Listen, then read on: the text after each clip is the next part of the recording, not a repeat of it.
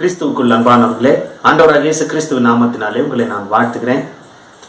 ஒரு மனிதன் எப்படி ரட்சிக்கப்படுகிறான் என்று சொல்லி பார்க்கும்போது, அந்த ரட்சிப்பு என்றால் என்னவென்று நாம் தெரிந்து கொள்ள வேண்டியதும் அவசியமா இருக்கிறது. ஒரு மனிதன் பாவியாய் பிறக்கிறான், பாவியாய் வாழ்ந்து பாவியாய் மரித்து பின்பு நரகத்துக்கு செல்கிறான். அப்படிப்பட்ட ஒரு ஆபத்தில் இருக்கிற மனிதனை காப்பாற்றும்படி அவன் தண்டனையை ஏற்றுக்கொள்ள ஆண்டவராகிய இயேசு கிறிஸ்து இறங்கி வந்தார் என்கிற சத்திய சுவிசேஷம் உண்டு. அந்த சுவிசேஷத்தை கேட்கிற ஒரு மனிதன் அதன் பேரில் விசுவாசம் வைக்கும் போது அவன் பாவி என்கிற நிலையை விட்டு அவன் நீதிமான் என்கிற நிலைக்கு ரட்சிக்கப்பட்டு நரகம் என்கிற ஆக்கினை தீர்ப்பிலிருந்து நித்திய ஜீவன் என்கிற ரட்சிப்புக்குள் வருகிறான்.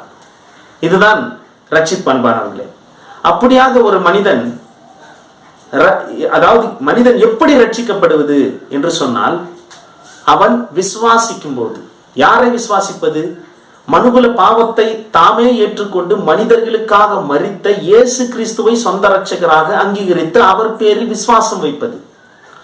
அந்த விசுவாசம் வைத்து இயேசுவை ஏற்றுக்கொள்ளுகிறவர்கள் ரட்சிக்கப்படுகிறார்கள், ஆவியில் மறுபடியும் பிறக்கிறார்கள். இப்படி இருக்கும்போது அநேகர் எப்படி ரட்சிக்கப்படுகிறார்கள் என்பது முக்கியம். எல்லாமே ரட்சிப்பு கிடையாது. சில பேர் அற்புதங்களுக்காக இயேசுவினிடத்தில் வந்திருப்பார்கள். 5 அப்பங்கள் 2 மீன்களை அவர் 5000 புருஷர்களுக்கு பகிர்ந்து கொடுத்த போது கூட நிறைய பேர் வந்தார்கள், அதை புசித்தார்கள், சென்று விட்டார்கள். நிறைய பேர் ரட்சிக்கப்படல. அந்த நாள் கர்த்தர் செய்த உபதேசத்தை கேட்டு அவரை விட்டு எல்லாரும் ஓடி போனார்கள், 12 சீசர்களை தவிர. அப்படி இருக்கும்போது அற்புதங்களுக்காக, சரீர நன்மைகளுக்காக, வியாதிகளிலிருந்து விடுபடுவதற்காக, கடன் பிரச்சனையிலிருந்து வெளியே வருகிறதுக்காக, தரித்திரத்திலிருந்து மீண்டு ஐஸ்வர்யவான்கள் ஆவதற்காக இயேசு கிறிஸ்துவனிடத்தில் வருகிற யாவரும் ரட்சிக்கப்பட்டவர்கள் அல்ல. இப்படி அற்புத அடையாளங்களை கண்டு இயேசுவிடத்தில் வந்தவர்கள் நிலைத்து நிற்பதும் இல்லை. அநேகர் அவரை விட்டு பிரிந்து போகிறார்கள். ஏனென்றால் அவர்கள் எதை அடைய நினைத்து இயேசுவை விசுவாசித்தார்களோ அதை பெற்றுக்கொண்ட பிறகு அவர்களுடைய விசுவாசம் தணிந்து போகிறது. அது விசுவாசமே கிடையாது. அவர்கள் பெற்றது ரட்சிப்பும் கிடையாது. ஆனால் உண்மையான ரட்சிப்பு எப்படி வரும் என்று எபேசின் புஸ்தகம் 1ஆம் அதிகாரம் 13ஆம் வசனம் சொல்லுகிறது. நீங்கள் உங்கள் ரட்சிப்பின் சுவிசேஷமாகிய சத்திய வசனத்தை கேட்டு விசுவாசிகளான போது என்று சொல்லப்பட்டிருக்கு. அப்படி என்றால் சத்திய சுவிசேஷம் என்னும் வசனத்தினால, தேவ வார்த்தையினால ஒருவனுக்கு இயேசு கிறிஸ்து மேல விசுவாசம் வரணும். அதுதான் உண்மையான விசுவாசம்.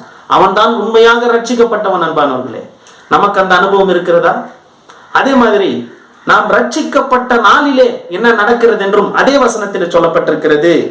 வாக்குதத்தம் பண்ணப்பட்ட பரிசுத்த ஆவியினாலே அவருக்குள்ளே முத்திரை போடப்பட்டீர்கள் என்றும் சொல்லப்பட்டிருக்கிறது.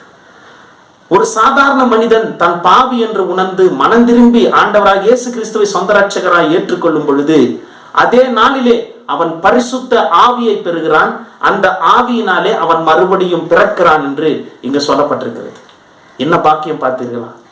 பாவிகளாய் வாழ்ந்து பாவிகளாய் மரித்து நரகத்திற்கு செல்ல வேண்டிய நமக்கு தேவன் தம்முடைய வார்த்தை என்னும் சுவிசேஷத்தை கொண்டு வந்து அந்த சுவிசேஷத்தின் மூலமாக இயேசுவை காண்பித்து அவரை சொந்த ரட்சகராய் நாம் ஏற்றுக்கொள்ளும்படி செய்து நாம் ரட்சிக்கப்பட்ட பிறகு நம்மை அனாதைகளாய் விட்டுவிடாதபடிக்கு தேவன் தம்முடைய பரிசுத்த ஆவியையும் கொடுத்து நம்மை வழி நடத்தி கொண்டிருக்கிறார். இதுதான் கிறிஸ்தவ ஜீவியம்.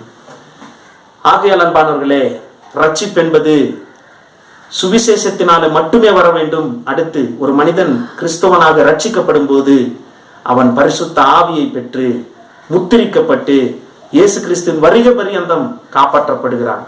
அதுதான் உண்மையான கிறிஸ்தவ சபையாகிய நீயும் நானும். கர்த்தர் தாமே நம்மை ஆசீர்வதிப்பாராக. ஆமென்.